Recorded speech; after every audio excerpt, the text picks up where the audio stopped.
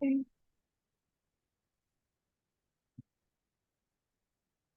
Hello, am I audible and visible? Yep. Okay, thank you so much. Gonna pronounce your her POI just through verbally because my chat box is a bit laggy. Yeah, or you can raise hand. I can see the screen. So yeah.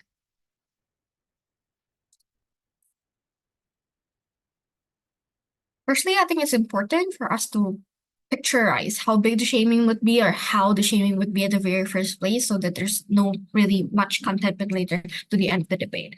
Firstly, how it's going to look like is that first we're going to call out people, for example, in social media, etc., even on the streets, for example, pointing fingers at them, calling them names if they do not follow all of the protocols, for example, during lockdown or something, or like on a big scale will happen on social media where you comment on their posts, for example, when they do not follow sustainable environmental protocols, for example, and it's going to be much amplified by all of this uproar that's happening. And also a lot of grassroots movements is also going to call out of these behaviors from a lot of bodies, for example, not only individually, but also towards the government, for example, towards all of the celebrities, like what's been happening with Taylor Swift, for example, with her carbon emissions. Those are the picturization of how the shaming is going to happen. What is the urgency of this then? Because firstly, we think that people have limited knowledge, right? Even in the current status quo, knowledge is available everywhere. Not everyone is really interested in actually knowing the causes and what it implicates to them,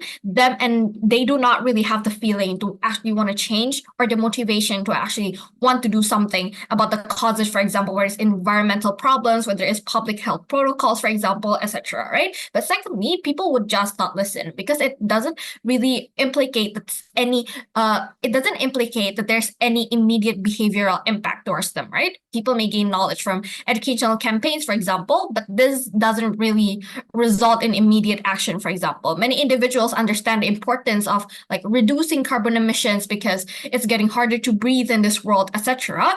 But they lack those urgency or but shaming on the other hand can compel these immediate changes through societal pressure and a lot of responses like guilt, for example, or fear of judgment from other people. But also, secondly, there's also a lot of like cognitive dissonance in a sense, right? Where people have their own beliefs in a sense, but they have their own lifestyle that they have been doing for tens of years, but they don't think that this education is actually implicating on their lifestyle, which means it's something that is contradicting towards the things that they have done their whole life, and thus individuals reject this educational message. But with this shaming, in a sense, it gives people those urgency of at least it hurts their pride for them to change, for example, right?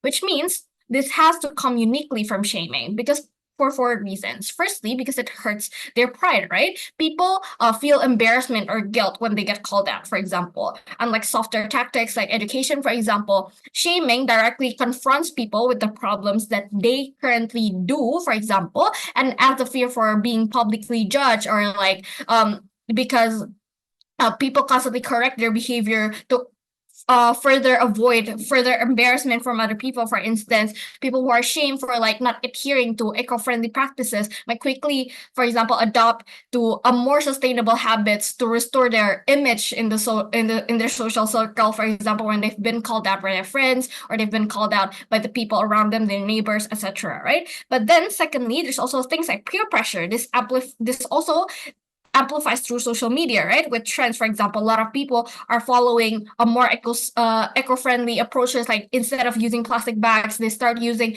eco-friendly bags, like tote bags, for example, for them to go to the grocery store.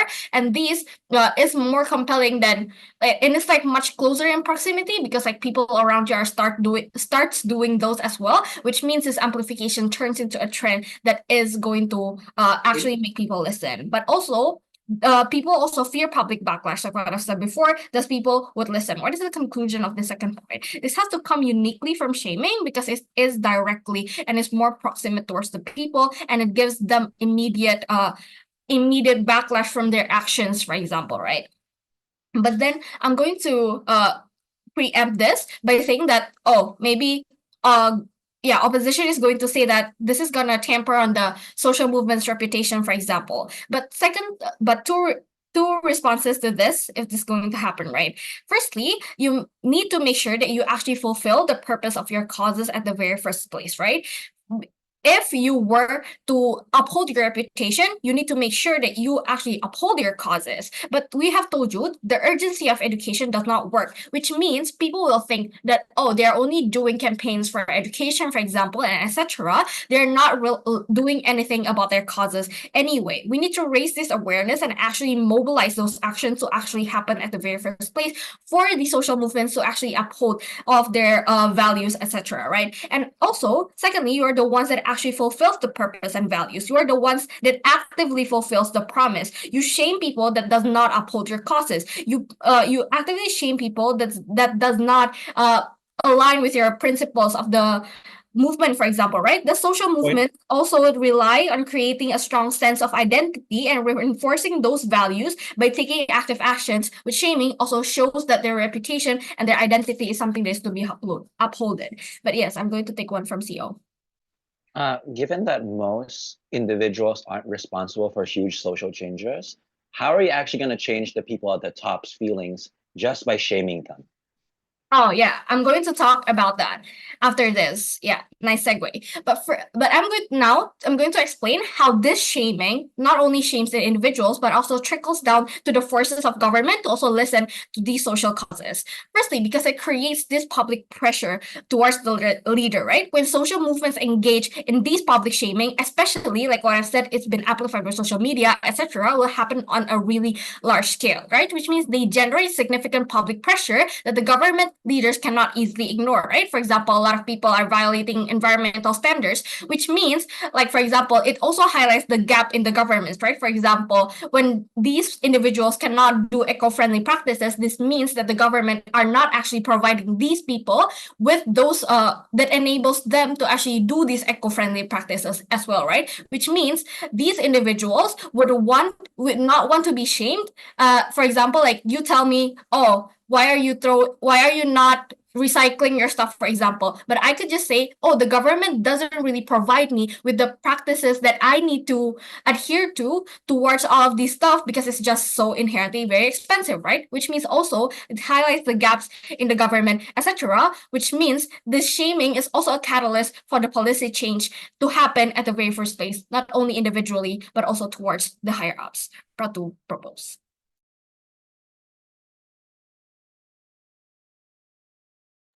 Thank the Prime Minister for that speech.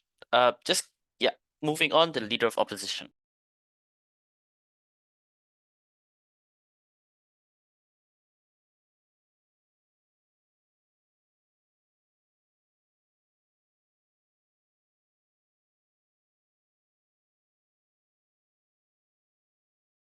All right, am I audible? Yep.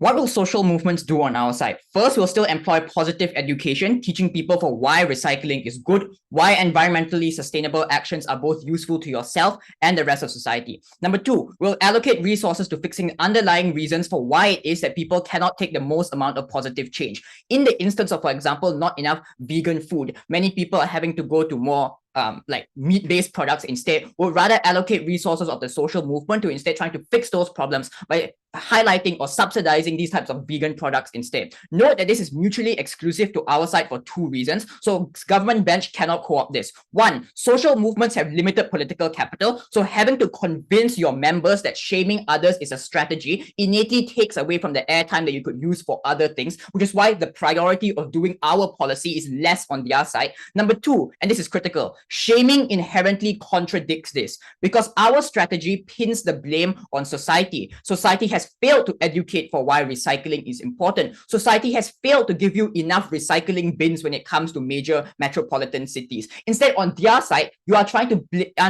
pin the blame on the individual for failing. So these two narratives contradict each other, right? Because if you're trying to pin the blame on the person, you failed to actually recycle, then you can't also subsidize like recycling centers, because then you're saying that recycling centers are unavailable. So you have to pick one strategy or the other. This means that on their side actively takes away from better strategies. Why is it that our counterfactual is better? Immediately building our positive comparative that places us even above closing. First, we are relatively more likely to get buy-in because the movement is perceived to be more educational rather than being more intolerant of other people, which is a prerequisite to everything else in the debate, because you need to get the buy-in for any strategy to be effective, because this mass amount of people opting in is what creates the legitimacy for people to view these movements as something that's good rather than just a select few group of people trying to have propaganda to convince others of their own beliefs. So this explains why on our side we will still get change and our change is more effective. With that, I want to talk about two arguments. First, shaming itself is inherently ineffective, and number two, shaming leads to less buy-in for these movements.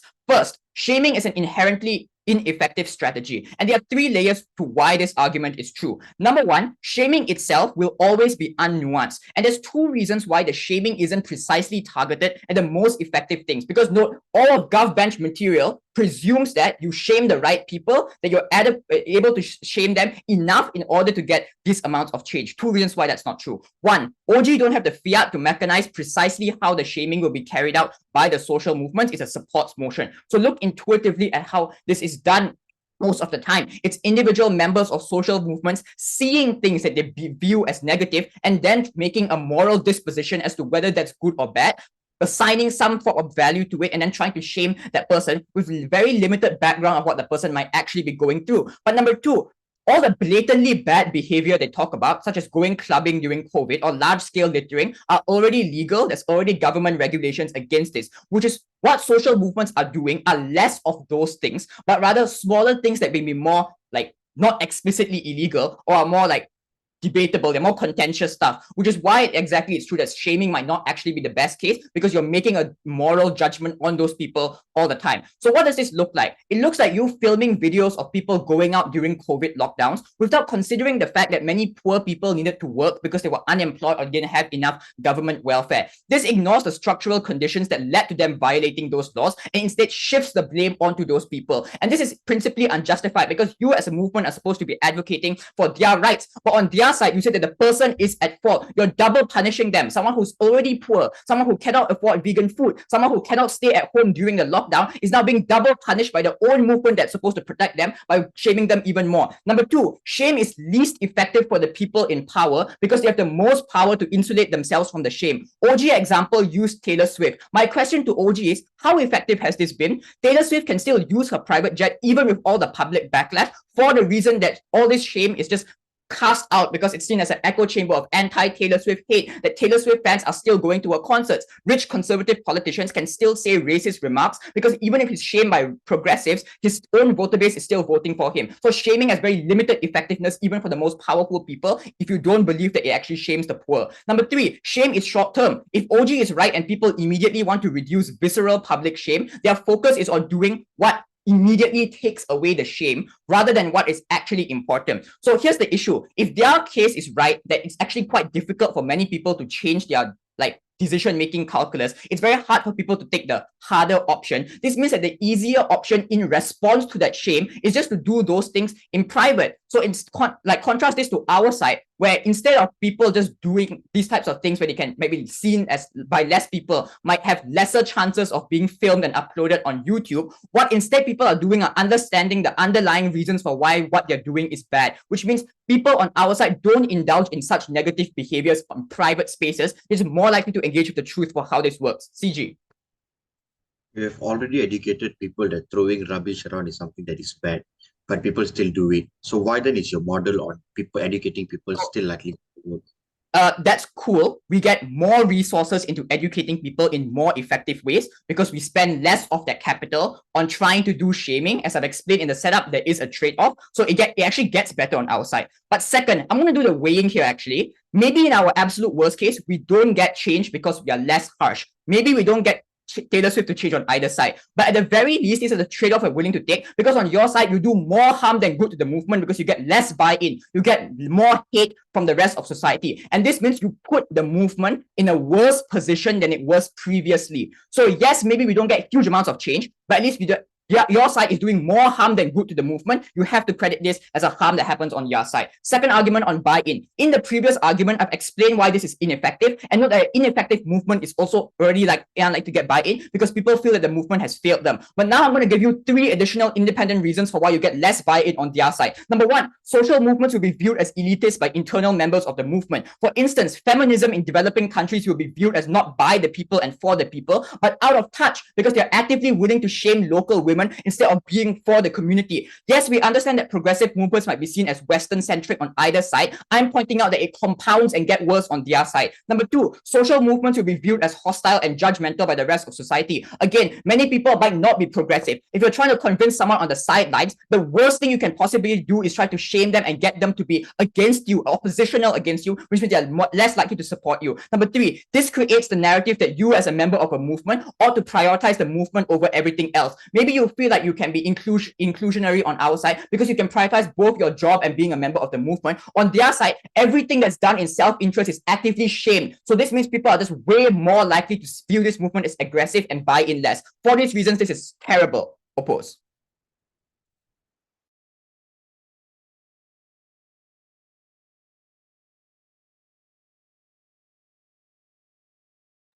Thank the Leader of Opposition for that speech. Now moving on to the Deputy Prime Minister.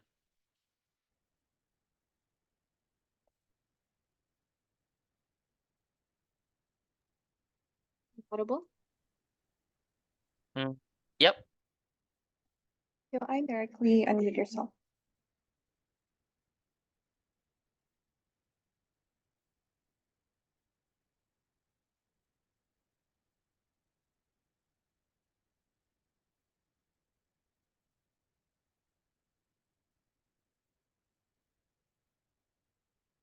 Shaming is what uniquely creates a change towards the people, exactly like what my PM has already told you, that there is psychological effect, it is psychologically affecting the people, for example, for them to start creating a change. Education is not something that is effective anyway in status quo, knowing how there's already a lot of access to education and so on, but people still do not change anyway. All tries to talk about, there's going to be allocation of resources, and it's unique to them because social movement have limited political capital, for instance, they also have limited economical capital as well. But here's the problem, right? If people still do not have the awareness to actually start creating change, I don't think it's then effective for them to actually invest in all of these causes. At the end of the day, it's not going to create a change on their side. Therefore, the buy-in towards the people and towards this entire social movement is not going to be as effective as what OO tries to assert to you. But moving on then, what are we going to tell you on the other side of the house, right? We're going to talk about how shaming uniquely generates more social movement buy-in towards people and like for them to actually trust and cite the social movement when there is actual changes and tangible benefits that people can actually receive. The premise is pretty simple, right? Because social movement will only progress if there is support that comes from the people, and support inherently only comes when society realizes that the agenda is something that is effective and there is actual changes that tangibly benefits the people as well. Under OO's world, you need to assume that people will understand the issue and you need to expect them to change their behavior and expect them to actually try to care about economically friendly causes on their side to actually have those changes in their side of the house, which is a huge prerequisite for them to actually get the buy-in in the first place. Why is this ineffective, right? Because I think my PM has already uniquely characterized to you clearly on that on why education and socialization is something that is highly ineffective because the process of internalizing the harms of violation is something that is very difficult for people to actually receive. Why is this true then? I think there's 3 main reasons. Firstly, because everyone has access to education and is already aware that polluting the environment, for instance, is something that is bad, but there are no active incentives for them to change exactly because people do not even feel the urgency to begin with. That is the reason why regardless of how many allocation of resources that you have under OO, is never going to be effective exactly because you do not start changing people's mindset as to why they have to tap into all of these activism efforts that these social movement are trying to advocate for. That is the reason why even if they have a lot of recycling centers in the house, it's not going to be effective if people do not actually want to engage in all of these activities in the first place. But secondly then, because people in general, they do not have the capacity to calculate the probability of climate change affecting themselves. They lack the epistemic access, for instance, to whether or not they will be infected with COVID if they violate the lockdown policy. That is the main reason why even if people are aware of like the initial harms of like climate change, for instance, they will still do it anyway, exactly because they do not think they are going to be affected that harmfully under their side of the house. But thirdly, because people have pre-existing bias or beliefs, therefore it's very difficult for you to expect them to actually internally change. That is the main reason why people will still breach quarantine policies because they don't believe in pandemic, for instance, or they ignore these economical sustainability efforts, for instance, because they prioritize short-term economical gains. These 3 points is already enough to prove to you why education or even other methods is something that is highly ineffective to create a change for the social movement to begin with. So insofar as the social movement is not tackling down the issue, it is extremely difficult for them to fulfill their purpose of activism or creating a change that actually inherently is in line with their entire agenda or their entire value as a social movement. We think shaming tactic is something that is inherently justified because none other strategies have proven to work in the past or proven to be effective historically, right? It is the last method that has to be used by social movement to start creating change, and shaming is something that is unique exactly because it pushes people, it points out what is the problem that comes from these individuals for them to actually start realizing. They're concerned about moral punishment under OO, but the problem is moral judgment can be something that is collectively agreed by society because the harm of climate change or the harms of violating the quarantine policies, for example, impacts every single individual on the ground, regardless of whether or not you are privileged or regardless of whatever background that you come from. That is the reason why everyone should inherently agree that this is something that is good. But how does shaming uniquely create a change that is beneficial for the social movement, right? Firstly, because we think on a micro scale, shaming affects people psychologically to start changing their entire behavior, i.e., starting to use more eco-friendly products, for instance, exactly because you make them realize that they are the problem inside society, for example. You hurt their pride, you make sure that they are the ones who need to comply with the entire policies that you have. Still, the questions, how does this affect the rich, right? But there's 3 things. A, it will happen, it will affect the rich because most likely if public figures' reputation is contingent on the people's voices, there will be considerations to start changing the behavior. That is the exact reason why so many influencers are starting to promote eco-friendly products or tap into environmentally friendly trends, for instance, right? But secondly, then, at worst case scenario, if the rich does not change their behavior anyway, they stay like that symmetrically. Therefore, CO also fails to tackle on the issue, but it's worse under their side of the house exactly because you not prove to people the social movement is doing something to prove that these people are the ones who need to be held accountable for all the causes that happen towards the environment or all the causes that happen during quarantine. Thirdly, on a comparative, is why is it better than OG? Because we show the people the social movement is trying to create a change. They're calling out the privilege for their irresponsible actions just because they are rich enough to fly a private jet, for example, right? Especially because activism is always something that is collective. So at the very least, it creates more trust from existing followers because social movement acknowledges their effort to create a change and is pointing out why other people are the cause of all the harm of environmental issues or health issues as well. And secondly, on a micro level scale, before that, CO. You succeed that the reason why people don't follow social justice movements is because they gain something, i.e., utility. So why exactly would they trade that off for some people on the internet saying that they're bad? Here's the thing, right? If you abide with quarantine policies, you do not get infected by virus. That is already a tangible benefit that people can feel. So I don't see why that is a problem to this debate. Second, on a macro level scale, the bottom up approach that my PM explains to you is also something that is very important because only when people on the ground understand what is important for you to abide with all the policies that exist within society, for example, or the agenda that social movement is trying provide to them, this directly creates a realization for them to actually understand what is the problem that we have within society. We told you that there is already a lot of systemic issue, i.e., how the government has a lot of limitations, for example. They don't provide you enough resources for you to be economically friendly or for you to have a lot of safety net, for instance, during quarantine policies, for example, right? Only when you have the realization, there comes more demand from society to want to create a change. Here's where it uniquely clashes with O's entire mechanism about allocating capital, also CEO's entire argument, and going to talk about utility as well. Because A, I think at best, resources and capital is something that's limited under OO because social movement is very limited as well in capacity. The values that you uphold is limited when you cannot even prove towards the people why they should engage in the movement, therefore tap in is something that is limited. Secondly, there's more incentive from society to lobby towards the government as well on our side to hold them accountable for all the systemic issues that exist within the state. That's the reason why government starts giving out more subsidies for people during COVID. That's the reason why they start creating more campaigns and more centers for economically friendly causes. Politicians are more likely to listen because they have the capacity and they have the interest because they acknowledge that societal approval is important to maintain their power purpose.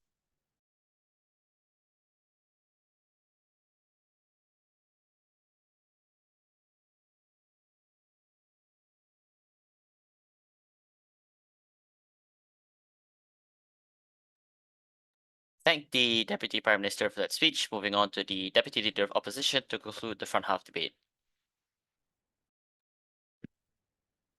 Hello, audible? Yes.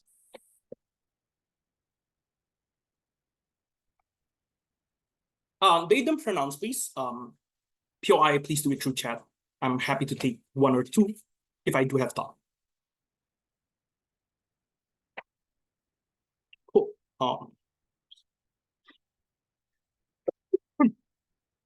I'll start in 3, 2, 1. I think opening government already lose the debate the moment they directly jump into saying that shame will lead into societal buy-in without really any explanation of why societal buy-in can eventually occur. Because their mechanism really depends that the majority of society already buy in toward the cause they're being pushed by social movement, which is particularly untrue. Most of the time, is since they claim education is failing and basically every single individual do not really care with this urgency within status quo, that means the majority of individual in this particular case does not care about your movement from the very first place. So the question here is that then, if their mechanism about calling out the rich, it leads into the society see them as doing something, is then something that's inherently wrong or something that is unlikely to occur from the very first place. On top of that, I don't think they ever engage to Umar 3 explanation why shame is ineffective. I think by that regards alone, I think opening government already lose debate. But let's engage to them one by one. Let's take a look the first thing that they say about, shame people lifestyle leads into embarrassment, and this eventually leads into people changing. The first thing I just want to say is that if their characterization, if the education is ineffective, that means the individual most likely are denial. If they are denial, that means the problem is no longer on the access or no longer on the education, and probably call out will not be effective due to two additional reasons. The first one is that the circle and the bubble that this individual live in probably is a circle and a bubble that is very, very sarcastic, probably very, denial as well. That means proximity toward them is not something that is visible. The second thing that I just want to say is that it leads into just performative action being done by this type of individual. Probably they avoid the places that is much more feasible to the public, for example, and those things. That means changes is unlikely to occur as well, because what the nuance that you give to this individual is not rearranged or restructured education, but rather this individual feels that they just need to avoid social movement at all costs. But the second thing I just want to engage is that their claim about education is inherently accessible within status quo. The first thing, intuitively speaking, this is not correct. Developing nation environment education is not solid yet. Feminism education is not solid yet as well. But second thing is that if it is true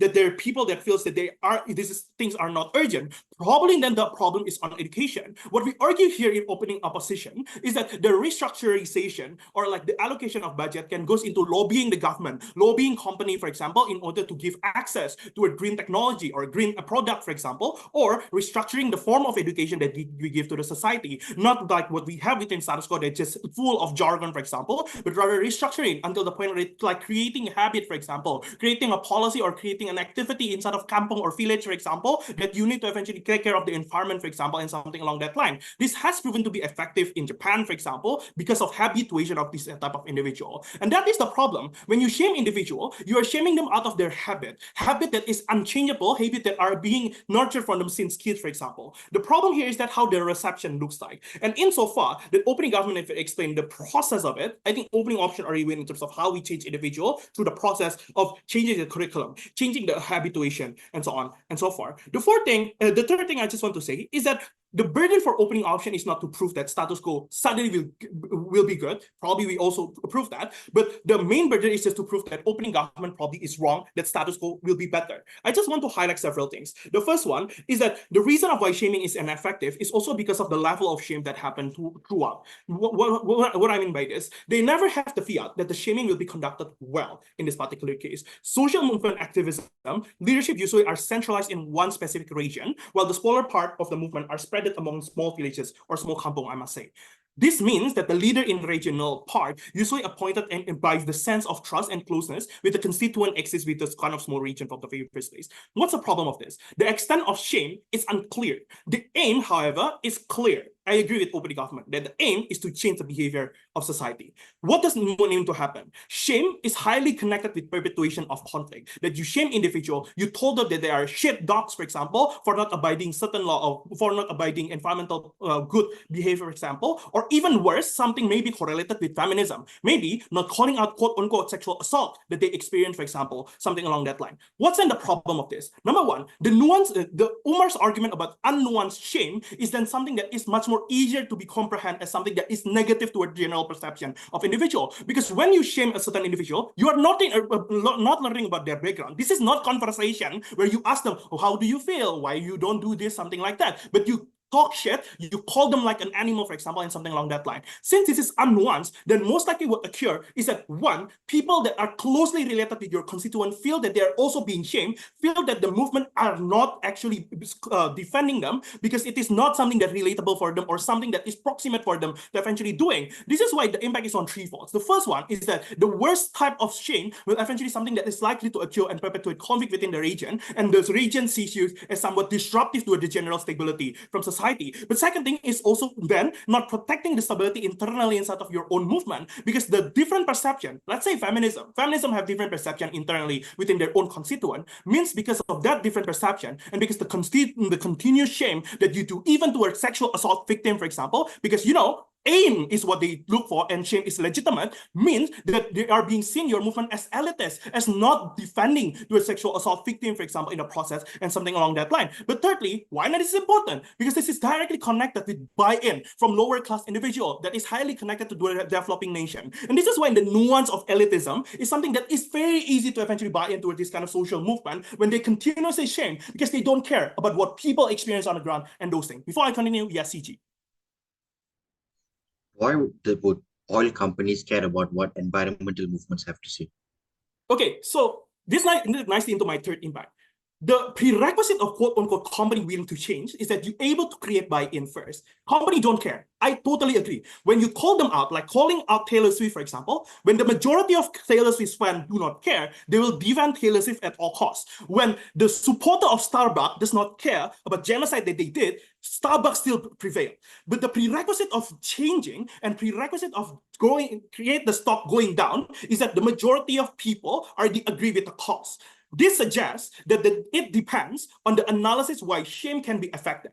And what we prove here is that shaming is ineffective not only with what Umar said, but also because it leads into the nuance of elitism that leads into the majority of society, which is middle to lower class, see social movement as a cause that is only disruptive to their life. See the movement as somewhat not sensitive enough to think that I do need to go out and work, for example, in the terms of COVID, for example, that I do need to eventually buy plastic bag because green bag is fucking expensive and take too much of my paycheck daily, for example. Why not this is crucial? Because donor, company that want to invest on your social movement really depends on PR, public relation. And insofar that the PR will not get any benefit toward them, they will not also give donor as well. So in long term, you will not have any benefit of funding as well. Hence, the conclusion of all of that is that you are not only insensitive principally, but you're also harming your own movement and constituent in the future. Proud to oppose. Thank the DLO for that speech. Now introducing the member of government. Three responses at the top of my speech. The first thing is that opening opposition claims social movement has limited forms of capital. I have two responses to this. One, the counterfactual under their model isn't education alone, because they're right. You also need to debate how this debate would likely manifest. You need to engage in things like riot, like protest, in order to actively challenge this kind of individuals. At this point of time, the weighing is very simple. Shaming is the lowest usage of capital because everyone has access to things like internet. Everyone has access to things like media. It takes much more less time for you to organize and do this kind of stuff. At the point which you're able to maximize the preservation of capital, it is good because we still have more money to do other fucking things that you want to talk about rather than spending it all over big types of movement. The second problem I have with opening opposition. First, you need to acknowledge, judge, that don't let them screw away by telling all these people who are shaming are all people from the same community, live neighbor each other and whatnot. You must have a clear line drawn between these two groups. One, these are groups of individuals who don't breach certain set of rules, one, because of their own well-being, or two, because of the communal well-being. The second set of individual is when they breach this law and they infringe the rights of individuals who are particularly part of a movement who choose not to do the same kinds of mistake.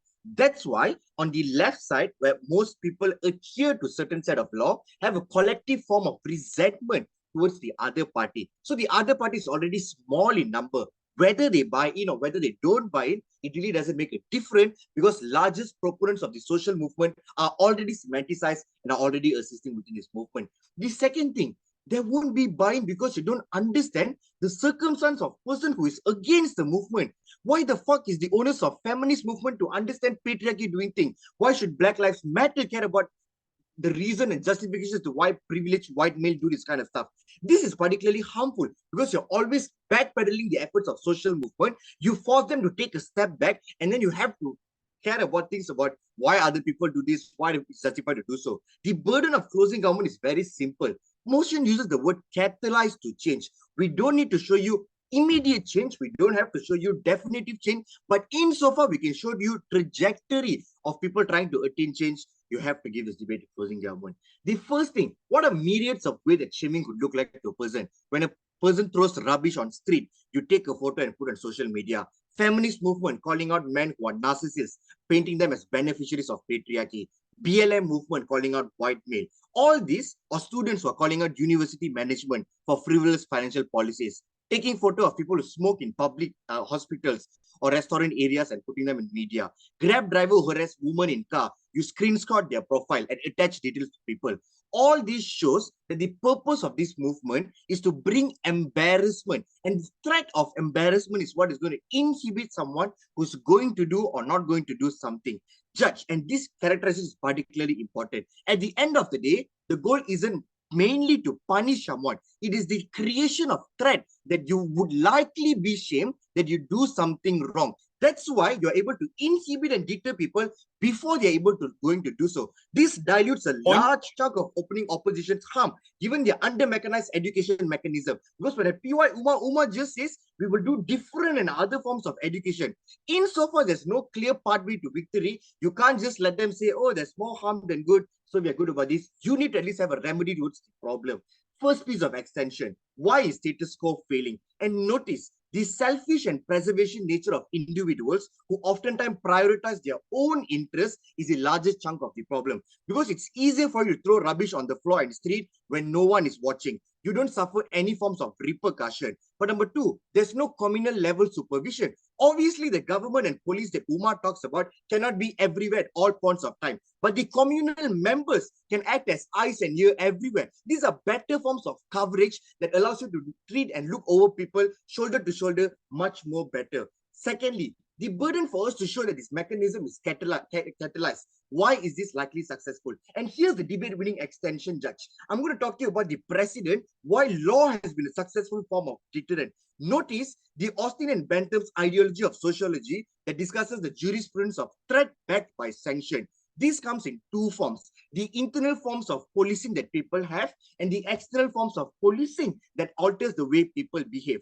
This acts as a primary forms of deterrence as to how people certainly make decisions or calculus. This analysis is important because the threat of being embarrassed is what makes people to change in a bad way. If I throw rubbish today, someone behind me might be watching. But in a world where there's no threat of shaming and it's normalized, nobody's likely willing to hold themselves accountable or hold other people accountable, which is particularly harmful. But the second, the action that this person takes affects the public as a whole. When one person moves during COVID, they're now vectors who can spread the disease. These are resentment that other people likely want to deter from happening. That is why we have better form of buying. When you throw rubbish on drain, it clogs and causes flood in my fucking house. There's a common accumulated resentment. That's why people likely want to collectivize and stand up against them. Lastly then, shame is a personalized form of perception of how individuals feel about themselves. This is the missing linkage from opening government, because dignity is something people ought to care about themselves for two reasons. One, once you lose your dignity, it is hard for you to repair the name back in the public.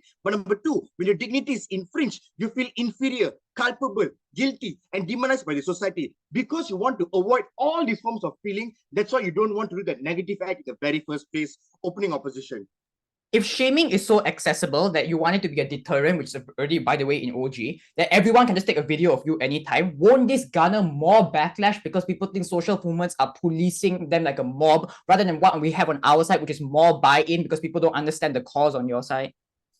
One, you're not going to simply record people when they do something bad. Obviously, if a Grab driver is harassing you, you can show conversation as proof. You see someone throwing rubbish into the sea, you can show someone as a proof. There's no incentive for people to waste their time, waste their storage, just to go and record another person. But secondly, Uma, you still haven't proved why you get buy-in under your world. You are a failing movement because nobody is holding accountable against one and another. You need to give us the analysis why people are likely able to collectivize, because the accumulation of resentment uniquely comes from police government, race over you. The last piece of extension, just why we allow the most minority social movements to experience catharsis. Public shaming is the only way we're able to give them retribution and reparation. My right was infringed. I wasn't able to do anything. State failed me. Law failed me. But at least I can take action in my own hand. This ability that empowers people and gives them agency allows people to experience catharsis. This is uniquely important because you give people a chance to at least fight against oppressive structures. You give people a chance to at least make changes when they can't do so. And the likelihood of changes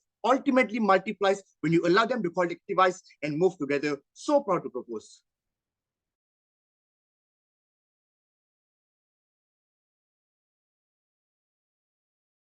I thank the member of government for that speech. Moving on to the member of opposition. Alrighty.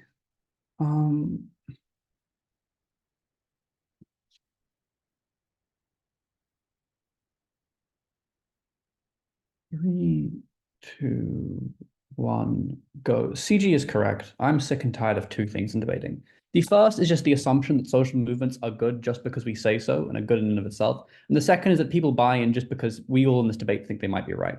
Just as LO points out OG doesn't have fiat, OO obviously doesn't have counter fiat over what their counter model thing is, and they need to prove the likelihood of it. We're going to more sufficiently explain where political capital actually gets redistributed to by proving a more likely counterfactual. The first extension we're going to have is explaining specifically why shaming individuals is less effective than the comparative of specifically shaming government and organizational structure bodies.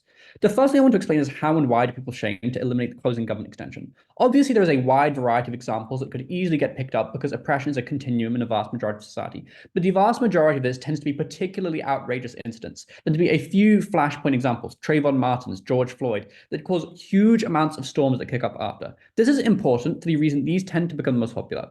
What this means in this brief period of time is that people tend to generally buy into this movement because they tend to be so horrific that most people seem to be awful. But secondly, they're problem-oriented. People are angry. People are upset. People feel their own personal empathetics with this because it's a feeling the mainstream may hold. And so what it therefore means is that, and this is going to be important in my second extension, so it therefore means that the vast majority of people do turn out to some degree.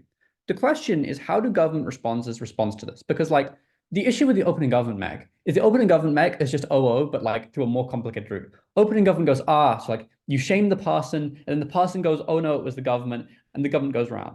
The first and obvious issue with this is that this is structurally relies on the fact that you are forced to do this. Often it's people in positions of power who get the capacity to do this.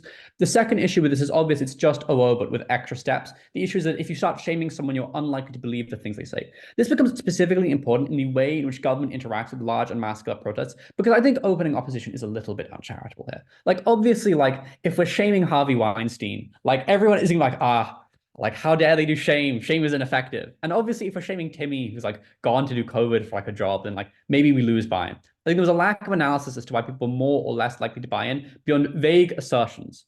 I think realistically what happens, though, is that when you eventually come to some degree of formal things, the issue you face is an issue of deflection. What happens is government organizations say things like the rotten apple narrative. It was a rotten apple in the force that we needed to take care of. And they structurally ignore making change for three reasons. The first is they use a deflection to use things like making performative scapegoats and examples where they take individual people and they punish them harshly or excessively as an excuse for not making structural reform. The second is that notably social movements can't prosecute everyone all the time in these kinds of high-profile cases, which necessarily always means that there will be a hyperfixation on individuals. The vast majority will get away anyway. But the third is there's actually counterintuitively a reduction in deterrence. The fact that you know you can get away with it for the reason that social movement is unlikely to come out after every single individual makes it easier to get away with it. What is the comparison in this debate? Governments understanding they want to reduce pressure, because shockingly you still need to win swing voters, and things that are broadly horrible tend to be opposed fairly broadly across the voter base. Like, I just don't believe that conservatives are like cool with like the abuse of women and sexual assault cases.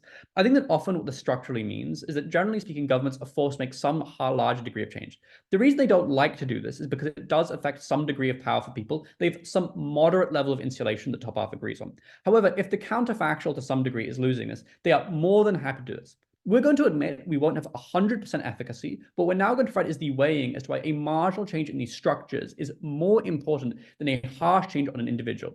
The first is that to some degree, harm is irreversible. It is difficult to get redress for harms that are already committed, and therefore there is just a diminishing margin of redress. Compared to victims who have yet to be hurt, these obviously significantly, firstly, more vulnerable people because they tend to be people who couldn't report in the first place. But secondarily, just insofar as they have yet to be hurt, like we can't reach out into the past and solve issues. We're able to stop issues in the future. The final piece of weighing here is, again, incredibly simple. Social movements have large swings in popularity, and there may not be an ability to continually shame into the future.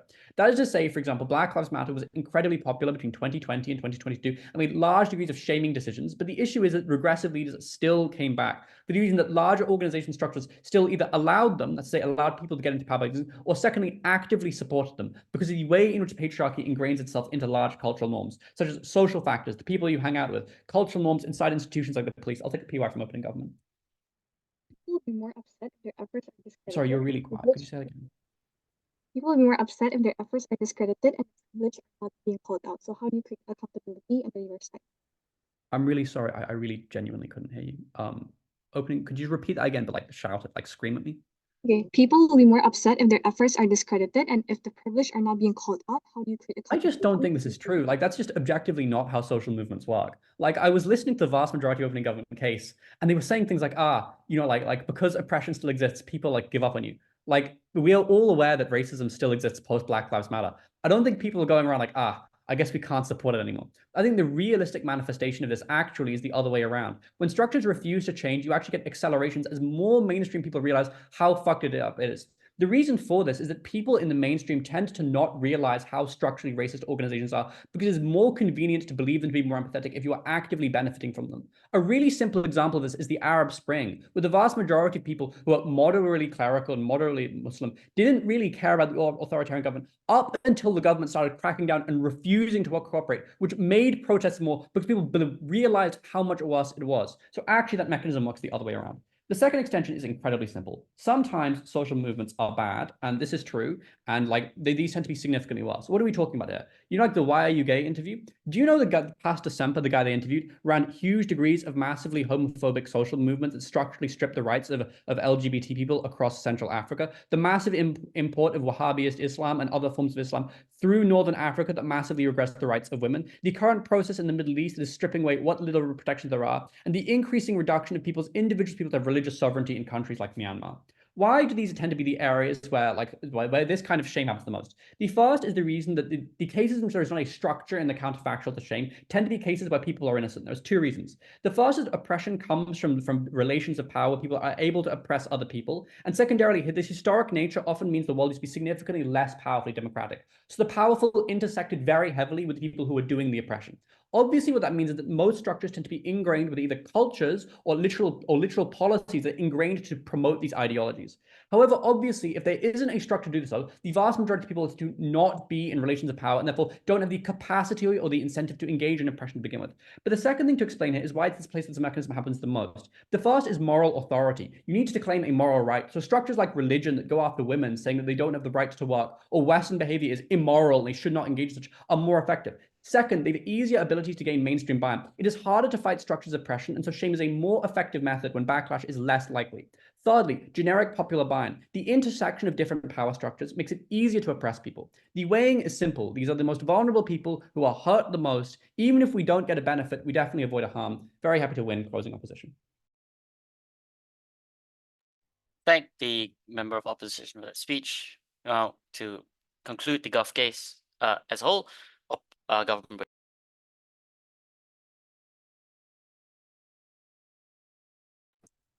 Hello, audible? You sound underwater. Hello, audible. Is it better now? Yeah, I think speak facing the device, then can.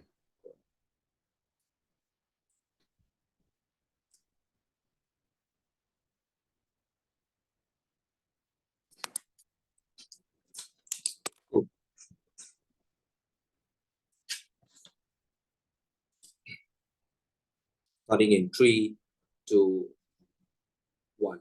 I don't think this debate can be won in a negative case. In the instance that you don't prove any forms of change within this matter, when you have two government teams clearly telling you why change happens, is a debate that has to clearly go to GovBench. But the first thing that I want to do is differentiate ourselves from OG in terms of the mech on how we create this change in the first place. OG falters in this very instance because they simply tell you that people feel shame and this is a psychological impact. I'm going to go more. At the point of which you don't overcome a shame threshold of individual, things like pride are things that you can insulate yourself with, which is what CG's extension then is still, CO's extension then is still damaging to OG's cage. At the point of which we tell you that this math happens in terms of emotions, at the point of which people want to be seen as good and righteous, at the point of which shaming then affects these emotions and shakes their very perception of their current individual morality, is when you tend to have that ability to want to shape or want to make some form of changes within your life. I'm going to weigh as to why this is very important when it comes to these particular actors of people at the top who just have the capacity to do so. So second thing then, how do we affect people on the top? I think this is where OG loses this debate because they're not able to answer towards why the instance of how they can isolate or impact these people when CG tells you that CO tells you they have the ability to isolate. The first thing we tell you is social movements have the ability to leverage off of things like collective identity.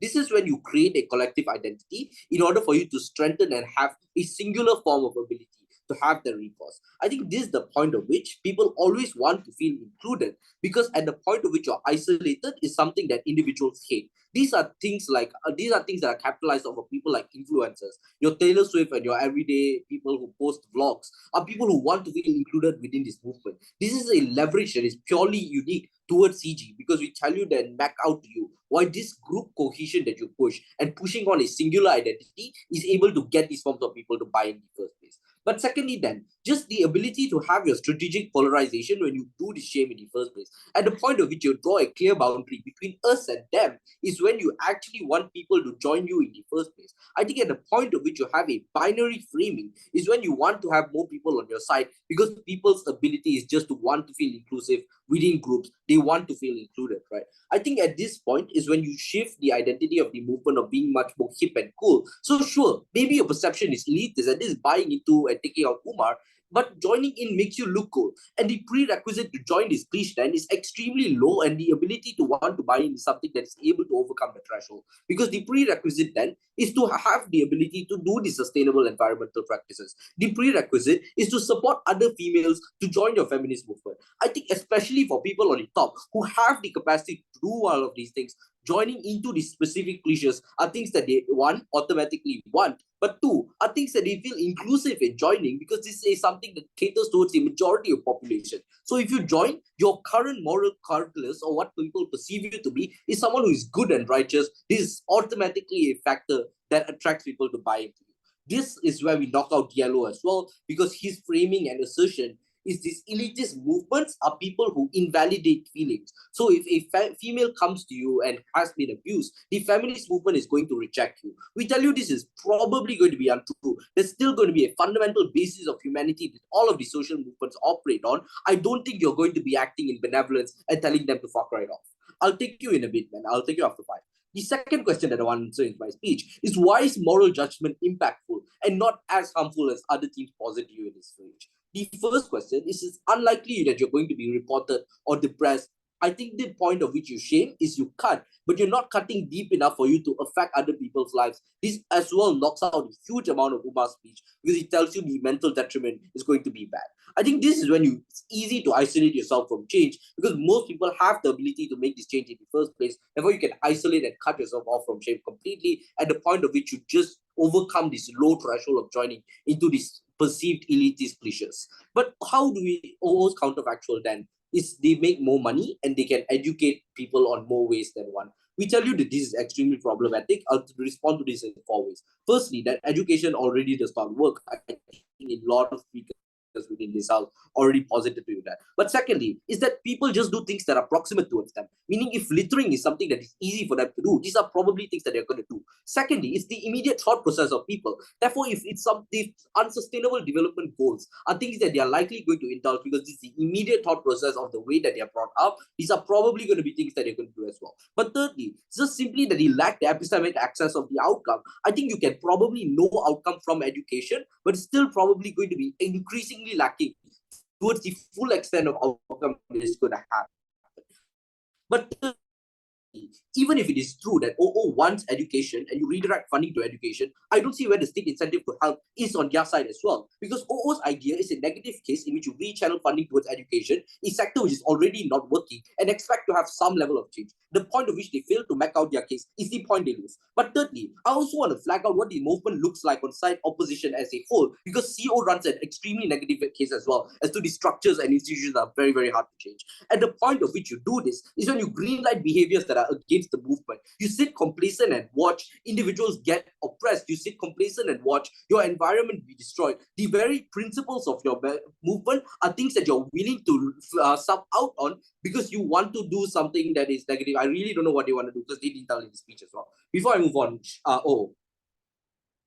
This is a self-support motion. Based on world manual, opposition just need to prove the attempt make it worse than status quo instead of proving change suddenly happened. Hence, CG is wrong. But CO is also wrong because bad social movement extension, because regardless of the movement, the motion forces us to show whether shame is a catalyst of change or not. Please engage. Okay, even if you do want to say that, the movement on your side is still something that is bad because you still do greenlight these behaviors that are against the movement. This is the point of which where you should pivot or probably change some principles within your movement at the point of which you want to have a better perception of your movement. This is uniquely the point where you lose on buy-in as well because people think your movement is useless. People think your movement is probably not going to be a support for them as well because you're really not doing anything other than telling, hey guys, don't litter. But fourthly then, why is it hostile and judgmental and why is Russia's extension that debate winning? Because it tells you that as precedents of loss and successful, that shame is a personalized perception as to how you should feel and change as an individual. Therefore, weighing on certainty then, we have past precedents of success, but this is something that is likely definitely going to happen because this is one that's extremely individualized, because this is one that is extremely easy for you to overcome because it's just changing certain small actions within your day. How does CG lose out? CO lose out to it as well. CO's negative case is extremely simple to take out. They tell you that the oppression is extremely hard to change. They tell you that the structures at the top are very hard because of capacity. I think this is very simple at the point of which we make out to you why people want to join into these groups, why inclusivity is something that is big, all of those reasons, CG.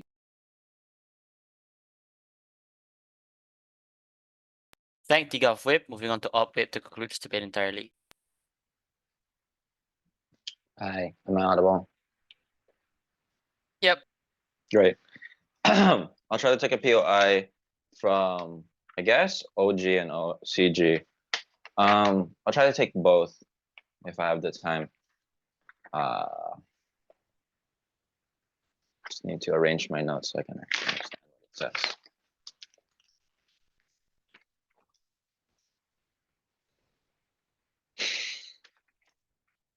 Couple of seconds to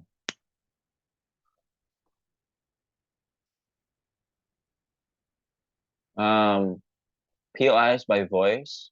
I'll try to ask for one. If I forget, just say it. If you're gonna give me a verbal POI, also say your bench. So POI OG or POI CG, so I know who it is I'm taking.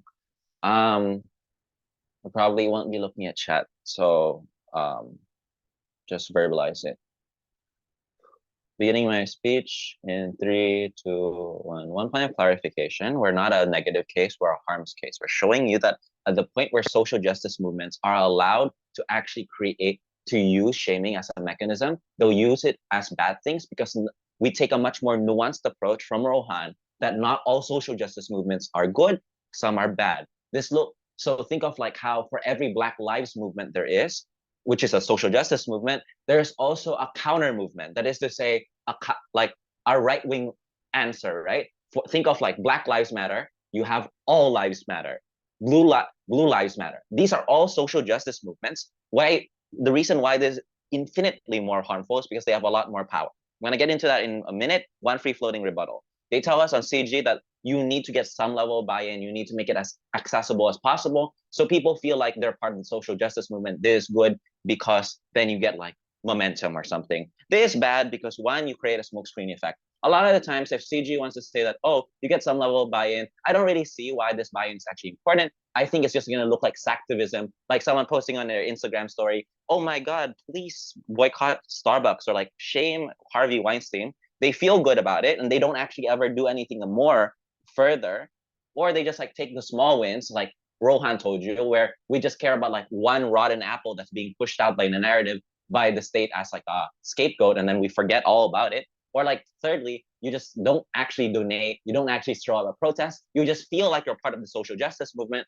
and you never actually do anything about it. 3 things that we gave you from CEO. Why are these winning? First, we explained to you that shame doesn't work on like a fundamental level. Rohan gave you 3 strong structural reasons. One, it's incredibly hard to monitor these people. It's like hard for the social justice movement to have eyes everywhere, right? Second, it's hard to police this. You need to actually have to mobilize every social justice person to be there, and you have to like actually shame each individual. What if like 1 million people are like going to drink Starbucks, right? Are you gonna go have like a long ass post that says, at XYZ, at BYZ, at like, it's just not going to be as effective as they really want to say. Third, likely that they're just going to push out like rotten apples, have a scapegoat, call it a day, and say that they won. Not going to be really effective.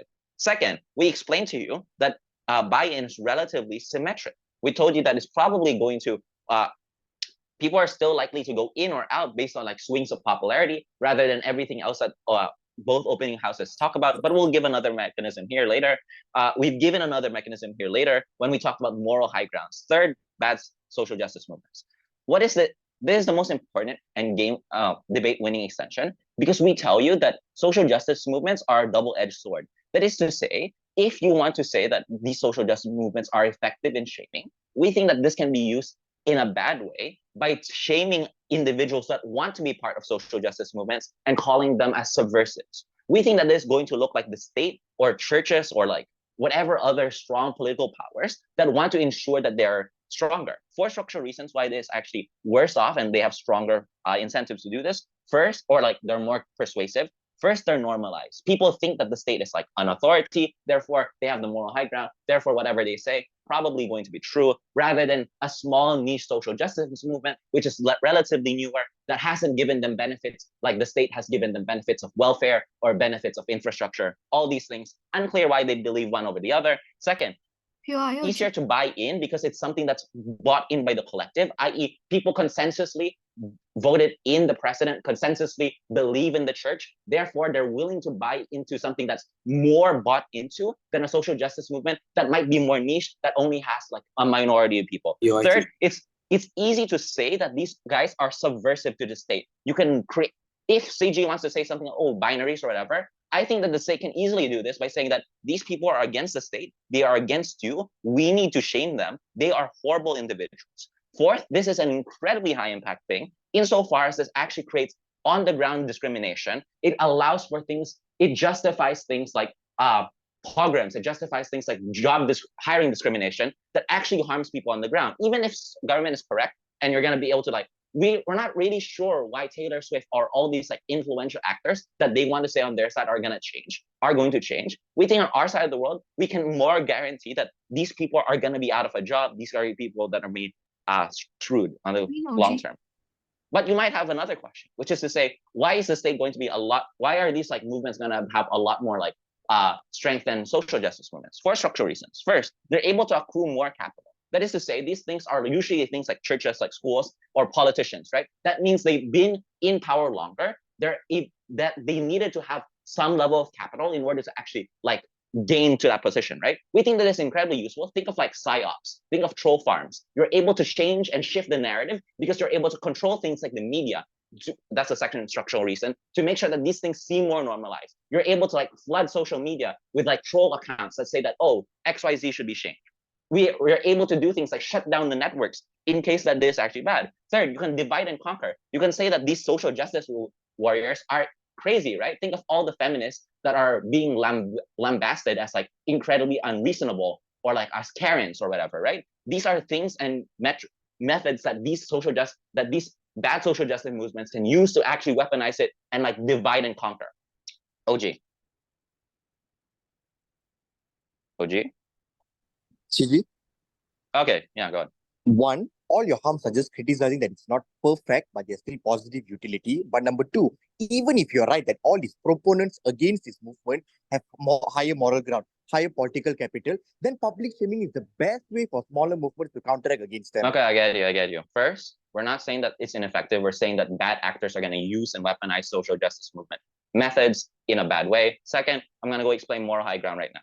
So, but we said that earlier I said the fourth thing I want to go out before I finish is that They said that, they use COVID a lot. Again, I'm not really sure if this is really true. First off, I think a lot of the times these people don't use this utility because it's imperceptible. They don't know that COVID is real or not. That's why there's a whole backlash against there. Or like they don't understand why you need to protect women in the workplace to a great degree. So it's not really clear why you're gonna actually get like smart buy-in as per their mechanism. For the last thing I want to do is use moral high ground in a more weaponized manner than what OO did, right? We tell you that at the point where you actually shame people like Timmy on the ground is the point where you look hysterical. At the point you look bloodthirsty. It's the point where you look like you're turning families against each other. You're making your daughter like shame your father and like creating incredibly large gaps within them. You make it seem like you don't want to be part of this, and we actually mechanize how this hostility manifests and how it actually looks like and why people wouldn't want to buy into it, because you lose that moral high ground at the point where you're dividing and conquering all these individuals. For all these reasons, CO. Thanks a lot for the debate. Starting in 3, 2, 1. Call right off the bat, but I will flag out this is an incredibly contentious discussion. We had literally considered every single team, and there are a lot of comparisons upon which we had to like kind of consensus, but overall it was a broad consensus victory. The Drawn Kings goes as follows. It is a short diagonal win with on an incredibly tight margin, closing government getting the first, opening opposition getting the second, closing opposition getting the third, and opening government getting the fourth. Some comments. I incredibly enjoy the usage of strategy in this round. I think it was one of the best usages of strategy I've ever seen in a like pretty high quality round.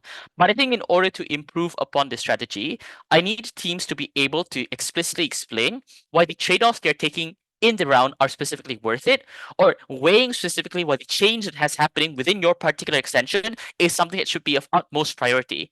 Because a lot of the reasons upon which certain comparisons were the way they are is because we did not get that final conclusive evaluation of how speakers told us to judge how we should take certain changes within our extension and compare them to how other teams evaluate whether or not certain harms in the round were something that were worth it to take for as long as we prove a specific burden, vice versa. That's really the only comment I want to make. Let's go into chronological order, starting with why opening opposition beats against opening government, and then we'll bring in closing government, and then we'll bring in closing opposition. Top-off clash is quite clear. Opening government gives sets of reasons to suggest that people currently don't feel the urgency to change. Shaming is the only unique way to do this. I would comment that opening government do a lot of work, a lot of good analytical work to prove that people just currently in the status quo do not feel that change urgency. I think we are broadly able to believe these mechanisms. Opening opposition targets the premise of how this shame is likely to occur, and suggests that the shaming is likely not going to be done in a good way, therefore by being less effective. The first thing to suggest is that this is going to be unnuanced because of the way you don't consider background. The second is that it's going to be likely to be short-term change. So people are likely to take the easy way out to sort of follow that moral policing, and then they give some other stuff of this is going to be seen as the movement will be seen as elitist, the movement will be seen as judgmental, and therefore the outcome out of that is that likely, even if it is true that this policing will happen in a way that changes some people, for more people will see the movement as a joke, will see the movement as something that's terrible, which reduces its capacity to get things like PR support, which reduces its capacity to get things like stability. The way we evaluate the top-half clash is quite simple. Opening government misses a specific burden here in explaining why the kinds of shaming you're going to do is going to be done in a specific good way. So that's where opening opposition was able to beat them there. We agree with opening government here that education could possibly be ineffective because as much as opening opposition tries to do some work in explaining the counterfactual of education because of the way that you redirect resources to education, opening government's evaluation of the status quo here is still broadly correct, and we just don't think opening opposition does enough work to explain what is either the tipping point, or B, what is the metric to evaluate the kinds of changes happening with education, given that it seems to be that the long-term change occurs. But opening opposition employs a different point of weighing, which is why the strategic point of OO takes precedence, which is that the harm that happens out of the shaming that occurs, insofar as being done in a bad way, mitigates the extent of positive benefit in open government. So the conclusion here is that OG is a lot more vulnerable to all the clashing points of OO, given that they don't specifically insulate their positive case from the kinds of shaming that are likely to be done bad. So it's harder to believe the extent of benefit from opening government, given that they first have to prove why the shaming is going to be done well, why people they need to firstly address the point of, will people see the social movement as a joke? Will people see the social movement as like a really bad thing? Or they also need to address the question of, will the shaming done be in a nuanced way, etc. The only real response we get out of opening government that sort of addresses this is that on the mechanism of moral judgment, people are generally unanimous towards the kinds of thing that are shaming. And they kind of do hint that within the analysis they give of people, that there is some degree of unique strong pressures that comes from shaming. The issue with these implicit rebuttal and explicit rebuttal is that it is sort of incomplete in explaining what becomes the tipping point for shaming to still be a valid tactic in order for them to meet their burden of proving that shaming is a good thing. Opening opposition's case is largely still standing because they're able to prove that the vast majority of instances, the incentive of social movements and people are likely to sort of position themselves in a way which make this shaming not work, or rather make the perception of shaming not work. So even if opening government have sort of a big delta in the round in trying to prove the biggest change to ensure that they do get change, it is unclear the extent of which they meet this, even if we are able to believe their case in the best case scenario, because their analysis only ties towards people and the shame they feel, and not necessarily towards getting the next level of that. Now we will bring in closing government into this debate. Closing government takes a different strategic point of the low-hanging fruit and explain to us that we don't need to show definite change that happens out of shaming. We just need to prove that there is a positive trajectory. By virtue of the wording of the motion, this broadly is a valid burden to take. Now the question in the closing government case is, what generally is the extension? The first main big extension here is that shaming becomes a form of positive deterrence, because what shaming does is it makes people feel like that policing that comes from the movement makes them avoid doing bad things because they feel an unique sense of proximity to embarrassment because of and this is helped a lot by the illustration of closing government, where they explain what kinds of shaming actually does happen, which is also an edge against opening government. Things like calling out the sexual assault Grab driver, sorry about that, trigger warning, and also other things like posting on social media.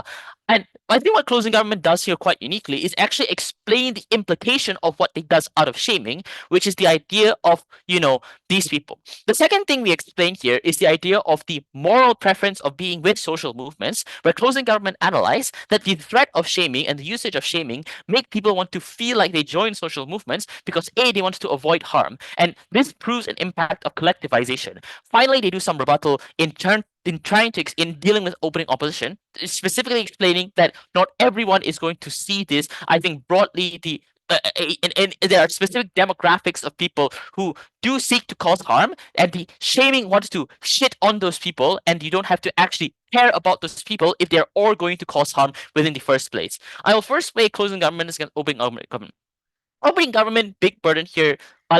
There is a response which opening government, which closing government very nicely extends on, which is the idea of the response of why people are unanimous towards shaming in the first place. Closing government takes this and takes it to the next level by explaining that the moral evaluation of people when they see social movement shaming gives them a reason to sort of join that movement, or rather avoid the harms within the movement, which suggests that there is some degree of a strategic change that happens in the closing government case, because closing government is far more insulated to the harms of opening opposition, given that even if because that opening opposition directly take down the OG case by proving that people won't be nuanced, closing government analyze a different set of stakeholders and analyze them in a way that proves they are likely to be perceived in a way that wants to support the social movement, or at the very least avoid certain harms in the first place. Whilst this is sort of similar to OG analysis, CG positions this premise in a way which does introduce themselves from OG,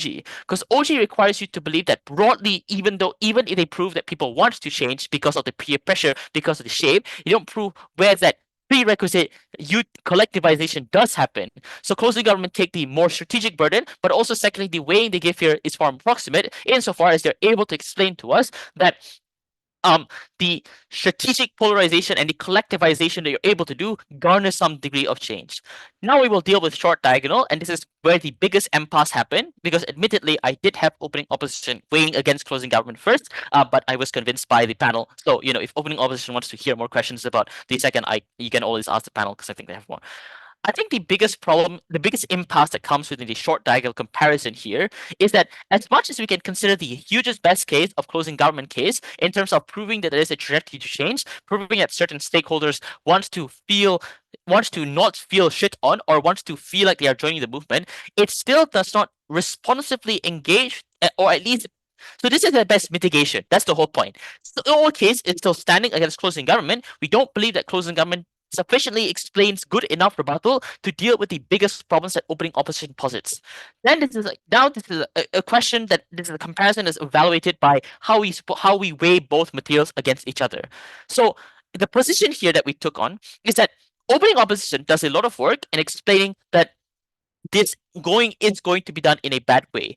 But the broad line or the broad thing that they kind of do need to do a lot more work on is explaining why this is going to be an absolute way which social movements likely do this. So the analysis we get from largely LO and DLO that suggests that this is going to be an effective way does prove mechanisms suggest that this is going to be done in a way that is like broadly bad, but not necessarily what the extent of which this is going to be the broadest like consensus way that all social justice movements want to perceive shaming. But even if we believe this, putting in the closing government case in here, I think what closing government does here, which sort of pivots themselves away from this harm, even if we believe this harm to occur, is that broadly speaking, the kinds of shaming that is done is not going to go to the extent of which you just start shitting on the random Joe individual for throwing things, but rather it's more done on the specific instances with the direct intention of deterrence in the first place. So it's like operating on two frames of what shaming looks like. Opening opposition's frame suggests that the shaming is going to be done in the extremes and done in an unnuanced way. Closing government suggests that the shaming is going to be done as a form of deterrence, but also the incentives of people from that shaming broadly bring this. Why did we believe closing government's framing slightly bit more than opening opposition's framing? The first is that closing government's burden that they suggest here on just proving a catalyst and trajectory of change is somewhat able to persuade us that there is slight bit more importance here, given that opening opposition mostly runs a negative case. The positive delta from the counterfaction of opening opposition, unfortunately, is something that just is not given enough analysis to suggest that this is becoming a meaningful counterfactual to weigh within the round. So opening opposition is something that we evaluate mostly on the harms they prove. But within closing government, given that they are able to explain that maybe harms occur, and you do this, but you are far more likely to do this in a way which is sort of going to be either careful, or even if it's not careful, it is the embarrassment that people matter which makes them change.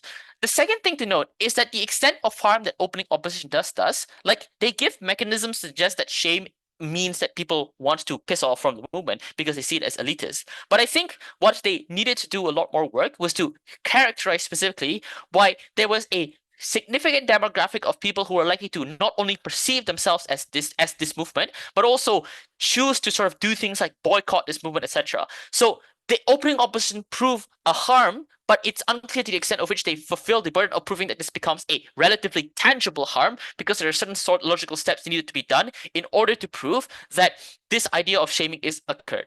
Initially, though, I did believe that they didn't need to prove the tangible harm, but I think what I was convinced about here is that closing government is able to sufficiently explain to me that if the problem is that this is going to be unnuanced and people like will piss off, it's the specific sets of people who are pissing off that we don't have to care about, because the vast majority of people, when we start convincing them that this is seriously a fucking terrible idea to do, given that people do care about their dignity, even if opening opposition is right that they will just like hide within the shadows and eat McDonald's without telling everyone, the vast majority of individuals in closing government's paradigm still does have a degree of change. Again, this is a very close comparison. You could possibly believe opening opposition still has an edge here because their negative harms still take precedence regardless of the closing government case, but I think closing government do a good job here at the end of the day by specifically tying themselves to a burden which is strategic and saying that this is likely to lead to some form of long-term change and the prerequisite mechanism in order to lead them to get change. All right, that's CJ gets OO. Now let's talk about closing opposition. Closing opposition gives 3 extensions. First, on why shaming individuals specifically is likely not to be effective. Second, on why you need to shame structures within the first place in order to get something as things. And thirdly, why is it that social movements can be bad? I'll first weigh closing opposition against opening government. Closing opposition beats open government in a few fronts. Firstly, they directly tackle the clash of individuals specifically by suggesting that even if it is true that you uniquely hurt the pride of people, closing opposition explains that the change that happens from shaming individuals, even if it is done in the best case possible, does not get much change. Because opening government also misses another word in relation to closing opposition, which is how is it that the collective shaming leads to sort of positive change? They kind of assert that change will happen. They only prove that people react to this change, not that there will be some form of collectivization. We just don't really get much a structural analysis here on why open government does this. I think broadly what closing opposition do able to suggest is a way to win is the idea of social movements being bad because of other counter movements existing which fuck these movements over because they are able to weaponize these narratives they are able to weaponize narratives to social justice movements, and given that a huge they might have big capital, I think the harms from closing opposition they present as different sets of harms that relate themselves against open government, which is why it wins. Now let's talk about CGCO.